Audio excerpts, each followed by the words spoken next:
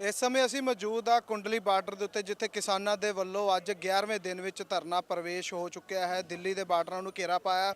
ਹੁਣ ਤੱਕ ਦੀਆਂ ਸਰਕਾਰ ਨਾਲ 5 ਮੀਟਿੰਗਾਂ ਹੋ ਚੁੱਕੀਆਂ ਨੇ, ਪਰ ਸਾਰੀਆਂ ਮੀਟਿੰਗਾਂ ਬੇਸਿੱਟਾ ਰਹੀਆਂ। ਇਹਨਾਂ ਮੀਟਿੰਗਾਂ ਦੇ ਵਿੱਚ ਕੀ ਗੱਲਬਾਤ ਹੋਈ ਸਰਕਾਰ ਦੇ ਨਾਲ, ਆਪਾਂ ਗੱਲਬਾਤ ਕਰਾਂਗੇ ਕਿਰਤੀ ਕਿਸਾਨ ਯੂਨੀਅਨ ਦੇ ਸੂਬਾ ਮੀਰ ਪ੍ਰਧਾਨ ਰਜਿੰਦਰ ਸਿੰਘ ਦੀਪ ਸਿੰਘ ਵਾਲਾ ਨਾਲ, ਜਿਹੜੇ ਕਿ ਜਿਨ੍ਹਾਂ ਨੇ ਇਹਨਾਂ ਮੀਟਿੰਗਾਂ ਵਿੱਚ ਸ਼ਮੂਲੀਅਤ ਕੀਤੀ। ਆਇਓ ਗੱਲਬਾਤ ਕਰਦੇ ਉਹਨਾਂ ਨਾਲ ਕੀ ਮੀਟਿੰਗ, ਜਿਹੜੀ ਮੀਟਿੰਗ ਲਾਸਟ ਮੀਟਿੰਗ 5ਵੇਂ ਗੇਟ ਦੀ ਮੀਟਿੰਗ ਖਤਮ ਹੋਈ ਹੈ ਕੱਲ, ਉਸ ਵਿੱਚ ਕੀ ਨਤੀਜਾ ਨਿਕਲ ਕੇ ਆਇਆ, ਤੁਹਾਨੂੰ ਕੀ ਲੱਗਦਾ ਹੈ?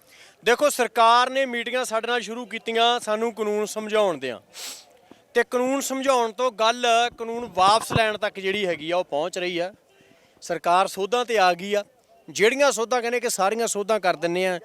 ਕੋਈ ਕੰਪਨੀ ਜਿਹੜੀ ਹੈਗੀ ਆ ਉਹ ਕਿਸਾਨ ਦੀ ਜ਼ਮੀਨ ਨਹੀਂ ਖਰੀਦ ਸਕੂ, ਕਿਸਾਨਾਂ ਦੇ ਅਨਾਜ ਦੀ ਖਰੀਦ ਜਿਹੜੀ ਹੈਗੀ ਆ ਉਹ ਜਾਰੀ ਰਹੂਗੀ, ਕਿਸਾਨਾਂ ਨੂੰ ਅਦਾਲਤ 'ਚ ਜਾਣ ਦਾ ਹੱਕ ਹੋਊਗਾ। ਇਹ ਸਾਰੀਆਂ ਸੋਧਾਂ ਉਹ ਕਹਿੰਦੇ ਜੋ ਕਰਨਾ ਚਾਹੁੰਦੇ ਅਸੀਂ ਕਰਨ ਨੂੰ ਤਿਆਰ ਹਾਂ, ਪਰ ਅਸੀਂ ਕਿਹਾ ਕਿ ਅਸੀਂ ਇਹ ਕਾਨੂੰਨ ਜਿਹੜੇ ਆ ਰੱਦ ਕਰਾਉਣੇ ਆ।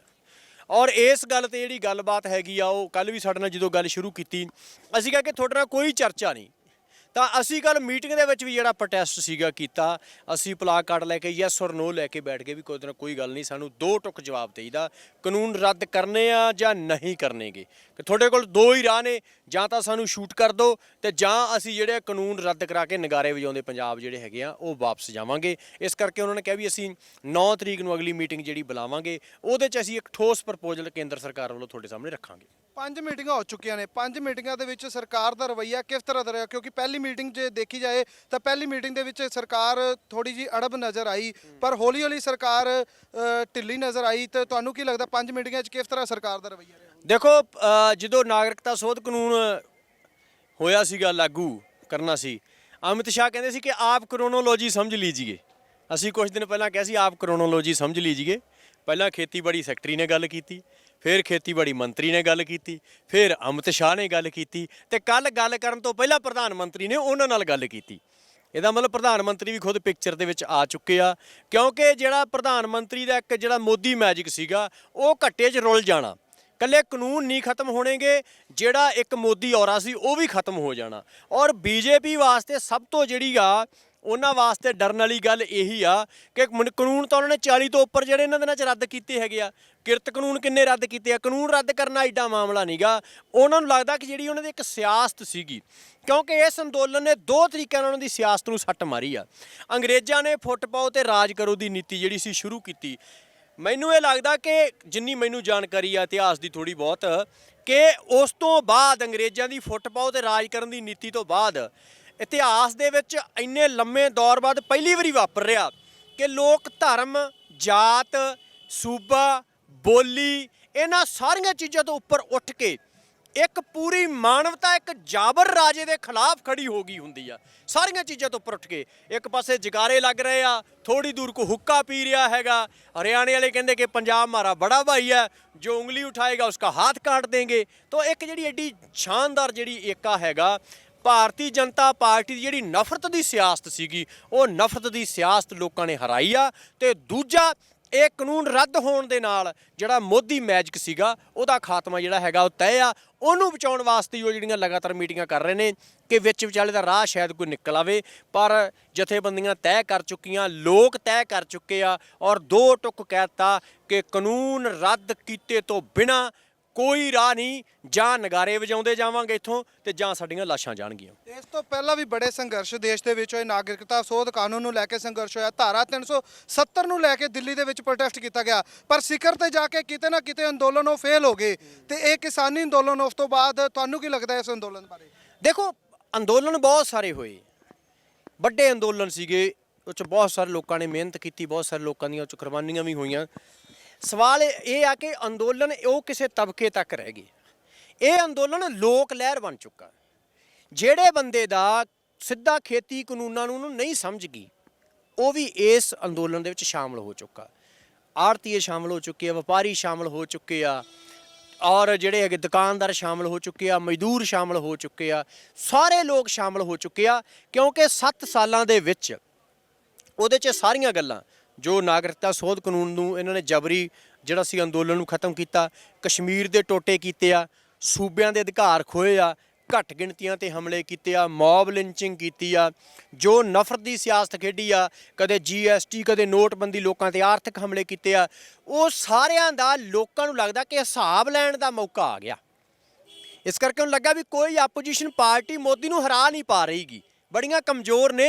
ਇੱਕ ਇਹੋ ਜਿਹੀ ਲਹਿਰ ਉੱਠੀ ਆ ਜਿਹੜੀ ਪੰਜਾਬ ਤੋਂ ਉੱਠਦੀ ਹੋਈ, ਹਰਿਆਣੇ ਤੋਂ ਉੱਠਦੀ ਹੋਈ ਪੂਰੇ ਦੇਸ਼ 'ਚ ਫੈਲ ਚੁੱਕੀ ਆ ਕਿ ਜਿੰਨੇ ਇਸ ਜਾਬਰ ਰਾਜੇ ਦੇ, ਜਿਹੜਾ ਇੱਕ ਰਾਜਿਆਂ ਵਾਲੀ ਫੀਲਿੰਗ ਲੈ ਰਿਹਾ ਤਾਨਾਸ਼ਾਹ ਮੋਦੀ, ਉਹਦੇ ਰਾਜ ਨੂੰ ਜਿਹੜਾ ਹੈਗਾ ਉਹਦੀ ਤਾਨਾਸ਼ਾਹੀ ਨੂੰ ਉਲਟਾ ਦੇਣਾ। ਇਸ ਕਰਕੇ ਸਾਰੇ ਲੋਕ ਇਸ ਲਹਿਰ ਦੇ ਪਿੱਛੇ ਹੋ ਗਏ ਤੇ ਇਹ ਇੱਕ ਲੋਕ ਲਹਿਰ ਬਣ ਚੁੱਕੀ ਆ। ਔਰ ਪਿਛਲੇ 100 ਸਾਲਾਂ ਦਾ ਇਹ ਸਭ ਤੋਂ ਵੱਡਾ ਅੰਦੋਲਨ ਆ, ਜਿਹਨੂੰ ਦੇਖ ਕੇ ਜਿਹੜੀ BJP ਉਹ ਥਰ-ਥਰ ਕੰਬ ਰਹੀ ਆ। ਹੁਣ ਤਾਂ BJP ਦੇ ਅੰਦਰ ਬੜਾ ਖਲਾਰਾ ਪਿਆ ਹੋਇਆ। ਜਿਹੜਾ ਉਹਨਾਂ ਦਾ ਕਿਸਾਨ ਸੰਘ ਆ, ਉਹਨਾਂ ਦੇ ਮੁਖੀ ਦਾ ਬਿਆਨ ਆਇਆ ਕਿ ਸਾਡੀਆਂ 50,000 ਇਕਾਈਆਂ ਨੇ, 16,000 ਇਕਾਈਆਂ ਨੇ ਲਿਖ ਕੇ ਮੋਦੀ ਸਰਕਾਰ ਨੂੰ ਭੇਜਤਾ ਕਿ ਕਾਨੂੰਨ ਜਿਹੜੇ ਰੱਦ ਕੀਤੇ ਜਾਣ। ਪੰਜਾਬ ਦਾ ਭਾਜਪਾ ਦਾ ਪ੍ਰਧਾਨ ਜਿਹੜਾ ਅਸ਼ਵਨੀ ਕੁਮਾਰ, ਕੱਲ ਮੀਟਿੰਗ 'ਚ ਭਾਜਪਾ ਵਾਲਿਆਂ ਨੇ ਰੌਲਾ ਪਾਇਆ ਕਿ ਜੇ ਭਾਜਪਾ ਨੂੰ ਬਚਾਉਣਾ ਤੇ ਕਾਨੂੰਨ ਜਿਹੜੇ ਰੱਦ ਕਰੋ। ਇਸ ਕਰਕੇ ਭਾਜਪਾ ਜਿਹੜੀ ਹੈਗੀ ਆ ਉਹ ਬੁਰੀ ਤਰ੍ਹਾਂ ਲੋਕਾਂ ਨੇ ਧੱਸ ਦਿੱਤੀ ਹੈਗੀ ਆ। ਮੈਂ ਇੱਕ ਗੱਲ ਕਹਿਣੀ ਚਾਹੂੰਗਾ ਕਿ ਕਮਲ ਦੇ ਫੁੱਲ ਦੀ ਇੱਕ ਖਾਸੀਅਤ ਹੁੰਦੀ ਆ, ਇਹ ਸੁੱਕਦਾ ਨਹੀਂ ਹੈ, ਇੱਕਦਮ ਸੁੱਕ ਜਾਂਦਾ, ਮੁਰਝਾਉਂਦਾ ਨਹੀਂ ਹੈ, ਇੱਕਦਮ ਸੁੱਕ ਜਾਂਦਾ ਹੈਗਾ। ਔਰ ਉੱਗਦਾ ਵੀ ਚਿੱਕੜ ਦੇ ਵਿੱਚ ਆ। ਤੇ ਇਹ ਜਿਹੜੇ ਚਿੱਕੜ 'ਚੋਂ ਉੱਗੇ ਹੈਗੇ ਆ, ਇਹਨਾਂ ਦੇ ਚਿੱਕੜ ਦੀ ਸਿਆਸਤ ਨੂੰ ਵੀ ਲੋਕਾਂ ਨੇ ਜਿਹੜਾ ਰੱਦ ਕਰਤਾ ਔਰ ਇਹਨਾਂ ਦਾ ਕਮਲ ਵੀ ਜਿਹੜਾ ਹੈਗਾ ਇੱਕਦਮ ਹੀ ਇਸ ਮੁਲਕ ਦੇ ਸੁੱਕਣ ਜਾ ਰਿਹਾ ਹੈਗਾ। ਤੁਸੀਂ 5ਵੇਂ ਗੇੜ ਦੀ ਮੀਟਿੰਗ ਦੇ ਵਿੱਚ ਮੌਜੂਦ ਸੀਗਾ, ਕਿਹੋ ਜਿਹਾ ਅੰਦਰ ਮਾਹੌਲ ਸੀ? ਸੁਣਨ ਚ ਆ ਰਿਹਾ ਕਿ ਅੰਦਰ ਤਲਖੀ ਭਰਿਆ ਮਾਹੌਲ ਸੀ। ਕੇਂਦਰੀ ਮੰਤਰੀਆਂ ਨੇ ਤੁਹਾਨੂੰ ਇੱਥੋਂ ਤੱਕ ਕਹਿਤਾ ਕਿ ਕਾਨੂੰਨਾਂ 'ਚ ਸੋਧ ਜਿੰਨੀ ਮਰਜ਼ੀ ਕਰਵਾ ਲਓ ਪਰ ਰੱਦ ਕਰਨ ਨੂੰ ਸਾਨੂੰ ਨਾ ਕਹੋ। ਕੀ ਮਾਹੌਲ ਸੀ ਅੰਦਰ? ਨਹੀਂ, ਇਹ ਤਾਂ ਉਹਨਾਂ ਦੀ ਜ਼ਰੂਰਤ ਹੀ ਨਹੀਂ ਪਈ। 7 ਘੰਟੇ ਕੁਝ ਸਾਥੀਆਂ ਦੇ ਸੀ ਵੀ ਆਪਾਂ ਮੀਟਿੰਗ ਵਿੱਚ ਚੱਲੀਏ, ਅਸੀਂ ਇਹ ਤੈਅ ਕਰਕੇ ਗਏ ਸੀ ਕਿ ਉਹਨਾਂ ਨੂੰ ਇਹ ਪੁੱਛਣਾ ਹਾਂ ਜਾਂ ਨਾ। 7 ਘੰਟੇ ਤੋਂ ਉਹਨਾਂ ਦੀ ਜ਼ਰੂਰਤ ਹੀ ਨਹੀਂ ਪਈ ਕਿ ਉਹ ਕਹਿ ਦੇਣ ਵੀ ਨਹੀਂ ਰੱਦ ਕਰਨੇ। ਜੇ ਸਰਕਾਰ ਦੀ ਇਹ ਹੁਣ ਜ਼ਰੂਰਤ ਹੀ ਨਹੀਂ ਪੈ ਰਹੀ ਕਹਿਣ ਦੀ ਵੀ ਨਹੀਂ ਰੱਦ ਕਰਨੇ, ਇਹਦਾ ਮਤਲਬ ਕਿ ਰੱਦ ਕਰਨ ਬਾਰੇ ਸੋਚ ਰਹੇ ਆ। ਇਸ ਕਰਕੇ ਕੋਈ ਤਲਖੀ ਨਹੀਂ ਹੋਏਗੀ। ਉਹ ਤਾਂ ਵਾਰ-ਵਾਰ ਟਾਈਮ ਲੈ ਰਹੇ ਸੀ। 2 ਵਜੇ ਦਾ ਮੀਟਿੰਗ ਦਾ ਟਾਈਮ ਸੀ, 2:30 ਵਜੇ ਨਰਿੰਦਰ ਤੋਮਰ ਆਇਆ। 35 ਮਿੰਟ ਦੀ ਗੱਲਬਾਤ ਤੋਂ ਬਾਅਦ ਅਸੀਂ ਕਿਹਾ ਸਾਨੂੰ ਜਵਾਬ ਦਿਓ, ਕਹਿੰਦੇ ਸਾਨੂੰ ਸੋਚ ਲੈਣ ਦਿਓ। 1.5 ਘੰਟਾ ਫਿਰ ਉਹ ਬ੍ਰੇਕ 'ਚ ਚਲਾ ਗਿਆ। ਫਿਰ ਅਖੀਰ ਤੇ ਜਦੋਂ ਕਿਹਾ ਵੀ ਤੁਹਾਡੇ ਨਾਲ ਕੋਈ ਗੱਲਬਾਤ ਨਹੀਂ ਕਰਨੀ ਗੀ, ਅਸੀਂ ਚੁੱਪ ਕਰਕੇ ਬੈਠੇ ਹਾਂ, ਅਸੀਂ ਮੌਨ ਵਰਤ ਤੇ ਬਹਿ ਗਏ ਵੀ ਜਦੋਂ ਤੁਹਾਨੂੰ ਗੱਲ ਹੀ ਨਹੀਂ ਸਮਝ ਆ ਰਹੀ, ਅਸੀਂ ਤੁਹਾਡੇ ਨਾਲ ਚਰਚਾ ਕਰ ਚੁੱਕੇ ਹਾਂ, ਕੱਲੇ ਕਾਨੂੰਨ ਦੇ ਉੱਪਰ ਕਲੌਜ਼ ਵਾਈਜ਼ ਜਿਹੜਾ ਕ੍ਰਿਟੀਕ ਅਸੀਂ ਦੇ ਚੁੱਕੇ ਹੈਗੇ ਆ, ਤੁਹਾਨੂੰ ਬੁਰੀ ਤਰ੍ਹਾਂ ਹਰਾ ਚੁੱਕੇ ਹਾਂ। ਕਾਨੂੰਨ ਗੈਰ ਕਾਨੂੰਨੀ ਆ, ਕਾਨੂੰਨ ਗੈਰ ਸੰਵਿਧਾਨਕ ਆ। ਹਿੰਦੁਸਤਾਨ ਦੇ ਸੰਵਿਧਾਨ ਦੇ ਵਿੱਚ 3 ਸੂਚੀਆਂ ਨੇ ਕਾਨੂੰਨ ਬਾਰੇ। ਇੱਕ ਯੂਨੀਅਨ ਲਿਸਟ ਹੈਗੀ ਆ, ਇੱਕ ਸਟੇਟ ਲਿਸਟ ਹੈ, ਕੰਕਰੈਂਟ ਲਿਸਟ ਆ। ਜਿਹੜਾ ਖੇਤੀਬਾੜੀ ਦਾ ਮਾਮਲਾ ਉਹ ਸੂਬਿਆਂ ਦੀ ਸੂਚੀ 'ਚ ਆਉਂਦਾ। ਕੇਂਦਰ ਸਰਕਾਰ ਖੇਤੀਬਾੜੀ ਬਾਰੇ ਕਾਨੂੰਨ ਹੀ ਨਹੀਂ ਬਣਾ ਸਕਦੀ। ਇਹ ਤਾਂ ਬੁਰੀ ਤਰ੍ਹਾਂ ਅਸੀਂ ਸਾਬਤ ਕਰਤਾ ਉਹਨਾਂ ਨੂੰ, ਇਹਦਾ ਉਹਨਾਂ ਕੋਲ ਕੋਈ ਜਵਾਬ ਹੀ ਨਹੀਂ ਹੈ। ਅਸੀਂ ਕਿਹਾ ਤੁਹਾਡਾ ਕਾਨੂੰਨ ਹੀ ਗੈਰ ਸੰਵਿਧਾਨਕ ਹੈ, ਇਹਨੂੰ ਰੱਦ ਕਰੋ, ਇਹ ਭਾਰਤ ਦੇ ਸੰਵਿਧਾਨ ਦੇ ਹੀ ਉਲਟਾ। ਇਹਦੇ ਤੇ ਤੁਹਾਡੇ ਨਾਲ ਬਹਿਸ ਕਰਨ ਦੀ ਜਿਹੜੀ ਜ਼ਰੂਰਤ ਨਹੀਂ, ਕਰ ਚੁੱਕੇ ਆ। ਤੁਸੀਂ ਤੁਹਾਡੇ ਤੋਂ ਜਵਾਬ ਲੈਣ ਆਏ ਆ। ਜਦੋਂ ਉਹਨਾਂ ਨੇ ਨਹੀਂ ਜਵਾਬ ਦਿੱਤਾ, ਵਾਰ-ਵਾਰ ਬੋਲ ਰਹੇ ਸੀ, ਅਸੀਂ ਸਾਇਲੈਂਟ ਹੋ ਗਏ।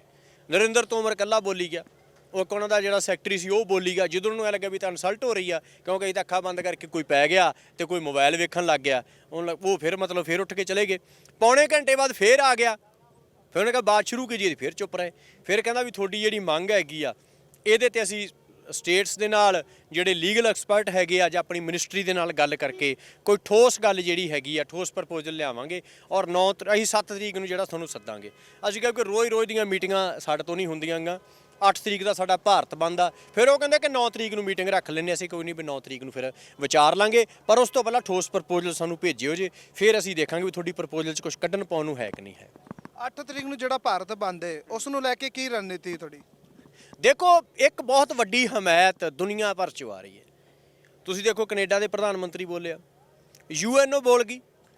UNO ਤਾਂ ਮਤਲਬ ਪੂਰੀ ਦੁਨੀਆ ਦੀ ਨੁਮਾਇੰਦਗੀ ਕਰਨ ਵਾਲੀ ਇੱਕ ਸੰਸਥਾ, ਜਿਹਨੂੰ ਤਾਂ ਇਹ ਵੀ ਮੰਨਦੇ ਹੈਗੇ ਆ। UNO ਬੋਲ ਗਈ। ਦੁਨੀਆ 'ਚ ਮੁਜ਼ਾਹਰੇ ਹੋ ਰਹੇ ਆ, ਪੂਰੀ ਦੁਨੀਆ 'ਚ ਵੱਡੇ ਜਿਹੜੇ ਹੈਗੇ ਮੁਜ਼ਾਹਰੇ ਹੋ ਰਹੇ। ਇਕੱਲਾ ਪੰਜਾਬੀ ਜਾਂ ਭਾਰਤੀ ਭਾਈਚਾਰਾ ਨਹੀਂ, ਬਹੁਤ ਸਾਰੀਆਂ ਥਾਵਾਂ ਤੇ ਦੂਸਰੀਆਂ ਕਮਿਊਨਿਟੀਆਂ ਦੇ ਲੋਕ, ਇੱਕ ਥਾਂ ਤੇ ਜਿਹੜੇ ਨੀਗਰੋ ਆ ਪ੍ਰੋਟੈਸਟ ਦੇ ਵਿੱਚ ਸ਼ਾਮਲ ਹੈਗੇ ਆ।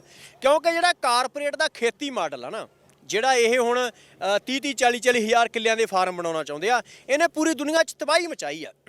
ਜਿਹੜੇ ਸਲਮ ਏਰੀਆ ਨੇ, ਜਿੱਥੇ ਝੁੱਗੀਆਂ ਝੌਂਪੜੀਆਂ ਵਧੀਆਂ ਨੇ, ਜਿੱਥੇ ਕਾਰਪੋਰੇਟ ਮਾਡਲ ਆਇਆ, ਲੋਕਾਂ ਨੂੰ ਬੇਜ਼ਮੀਨੇ ਕੀਤਾ, ਭੁੱਖੇ ਮਾਰਿਆ। ਉਹ ਦੁਨੀਆ ਦੇ ਲੋਕਾਂ ਨੂੰ ਪਤਾ।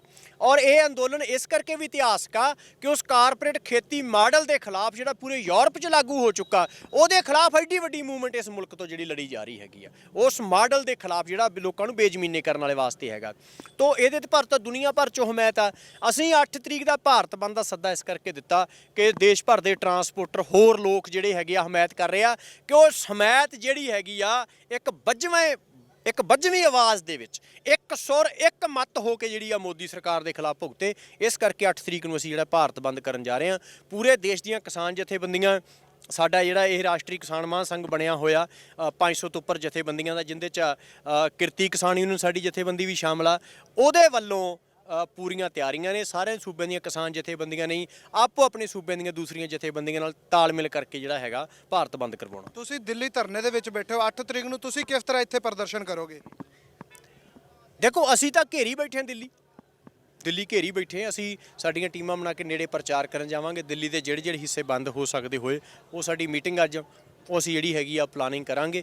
ਪਰ ਦਿੱਲੀ ਦੇ ਹਾਕਮਾਂ ਨੂੰ ਇਹ ਸੁਨੇਹਾ ਕਿ ਦਿੱਲੀ ਦੇ ਨਾਲ ਸਾਡੇ ਪੁਰਖਿਆਂ ਦਾ ਬੜੀ ਪੁਰਾਣੀ ਜੱਦੋ-ਜਹਿਦ ਰਹੀ ਆ, ਬੜਾ ਪੁਰਾਣਾ ਦਿੱਲੀ ਦਾ ਲੋਕਾਂ ਦੇ ਨਾਲ ਵੈਰ ਰਿਹਾ ਹੈਗਾ।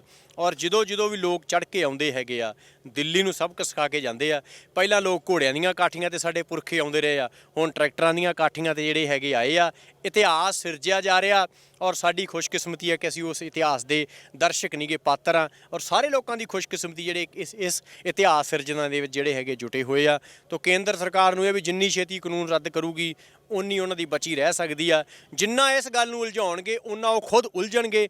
ਅਸੀਂ ਤਾਂ ਉਲਝਣਾ ਜਿਹੜੀਆਂ ਉਹ ਦੂਰ ਕਰ ਲੈਣੀਆਂ ਸਾਰੀਆਂ। 9 ਤਰੀਕ ਨੂੰ ਜਿਹੜੀ ਮੀਟਿੰਗ ਹੈ ਕੇਂਦਰ ਸਰਕਾਰ, ਜੇ ਉਸ ਵਿੱਚ ਕੋਈ ਅੰਤਮ ਫੈਸਲਾ ਨਹੀਂ ਲਿਆ ਜਾਂਦਾ ਤਾਂ ਅਗਲੀ ਰਣਨੀਤੀ ਤੁਹਾਡੀ ਕੀ ਹੋਵੇਗੀ? ਅਗਲੀ ਰਣਨੀਤੀ ਤਾਂ ਸਾਡੀ 8 ਤਰੀਕ ਨੂੰ ਭਾਰਤ ਬੰਦ ਆ। ਦਿੱਲੀ ਦੇ ਜਿਹੜੇ ਦੂਸਰੇ ਰਸਤੇ ਖੁੱਲੇ ਆ ਉਹ ਬੰਦ ਕਰਨ ਲੱਗੇ ਹੋਏ ਹੈਗੇ ਆ। ਤੋ ਰਣਨੀਤੀ ਤਾਂ ਬਿਲਕੁਲ ਸਾਫ਼ ਆ ਕਿ ਦਿੱਲੀ ਨੂੰ ਜਿਹੜਾ ਹੈਗਾ ਉਹ ਬਲੌਕ ਕਰਨਾ। ਠੀਕ ਆ, ਇਸ ਅੰਦੋਲਨ ਨੂੰ ਅਸੀਂ ਹੋਰ ਤੇਜ਼ ਜਿਹੜਾ ਹੈਗਾ ਕਰਾਂਗੇ। ਤੋ 8 ਤਰੀਕ ਦਾ ਜਿਹੜਾ ਹੈਗਾ ਭਾਰਤ ਬੰਦ, ਫਿਲਹਾਲ ਤਾਂ ਅਸੀਂ 8 ਤਰੀਕ ਨੂੰ ਉਹ ਬਹੁਤ ਵੱਡਾ ਐਕਸ਼ਨ ਆ, ਉਹਨੂੰ ਜ਼ੋਰ ਲਾ ਕੇ ਸਫਲ ਬਣਾਉਣ ਦੀ ਕੋਸ਼ਿਸ਼ ਕਰਾਂਗੇ ਤੇ 9 ਤਰੀਕ ਦੀ ਮੀਟਿੰਗ ਤੋਂ ਬਾਅਦ ਅਗਲੀ ਪਲਾਨਿੰਗ ਕਰਾਂਗੇ। ਤੁਹਾਨੂੰ ਨਹੀਂ ਲੱਗਦਾ ਸਰਕਾਰ ਤੁਹਾਨੂੰ ਮੀਟਿੰਗ ਦੇ ਵਿੱਚ ਟਾਲ ਕੇ ਸਮਾਂ ਲੈ ਕੇ ਤੁਹਾਡਾ ਸਬਰ ਪਰਖ ਰਹੀ ਹੈ, ਤੁਹਾਨੂੰ ਵੇਖ ਰਹੀ ਹੈ?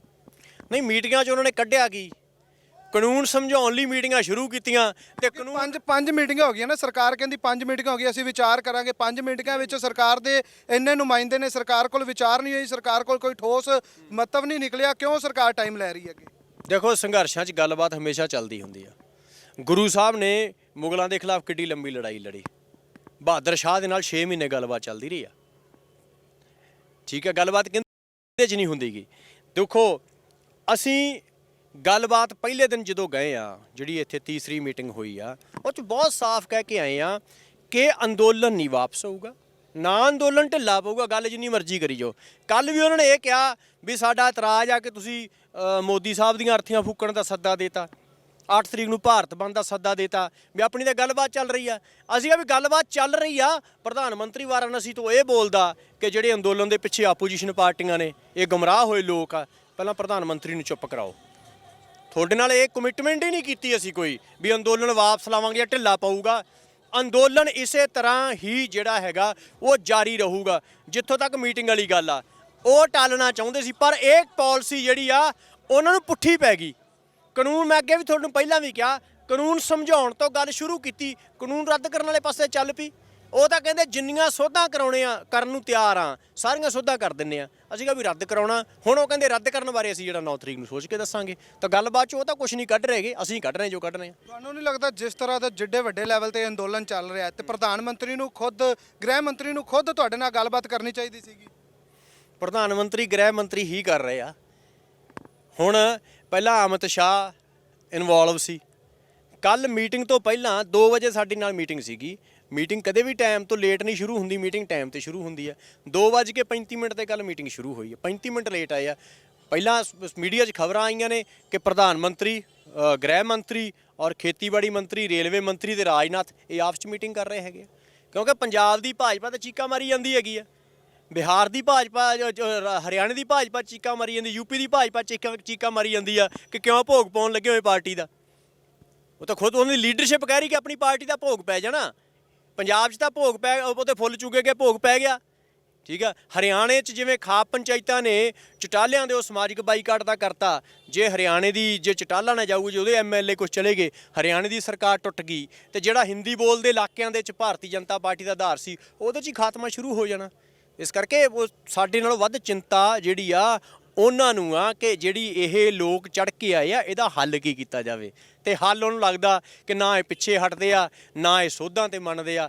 ਹੱਲ ਇੱਕੋ ਹੀ ਆ ਕਿ ਕਾਨੂੰਨ ਜਿਹੜਾ ਹੈਗਾ ਉਹਨਾਂ ਨੂੰ ਰੱਦ ਕਰਨਾ ਪਊਗਾ। 100 ਗੰਢੇ ਤੇ 100 ਛਿੱਤਰ ਖਾਣ ਵਾਲੀ ਹਾਲਤ ਜਿਹੜੀ ਆ ਕੇਂਦਰ ਸਰਕਾਰ ਦੀ ਬਣ ਚੁੱਕੀ ਆ। ਸੋ ਇਹ ਸਨ ਸਾਡੇ ਨਾਲ ਕਿਰਤੀ ਕਿਸਾਨ ਯੂਨੀਅਨ ਦੇ ਸੂਬਾ ਪ੍ਰਧਾਨ, ਜਿਨ੍ਹਾਂ ਦਾ ਇਹੀ ਕਹਿਣਾ ਹੈ ਕਿ ਕਾਨੂੰਨ ਰੱਦ ਹੀ ਕਰਵਾ ਕੇ ਸਾਰਾ ਹੱਲ ਹੈ। ਕਾਨੂੰਨਾਂ 'ਚ ਸੋਧ ਕਰਵਾ ਕੇ ਉਹ ਨਹੀਂ ਮੰਨਣਗੇ। ਜਦੋਂ ਤੱਕ ਕਾਨੂੰਨ ਰੱਦ ਨਹੀਂ ਹੁੰਦੇ ਉਹ ਇਸੇ ਤਰ੍ਹਾਂ ਸੰਘਰਸ਼ ਜਾਰੀ ਰੱਖਣਗੇ ਅਤੇ ਇਸੇ ਤਰ੍ਹਾਂ ਦਿੱਲੀ ਦੀਆਂ ਸਰਹੱਦਾਂ ਤੇ ਬੈਠੇ ਰਹਿਣਗੇ। ਮੈਨੂੰ ਦਿਓ ਇਜਾਜ਼ਤ, ਧੰਨਵਾਦ।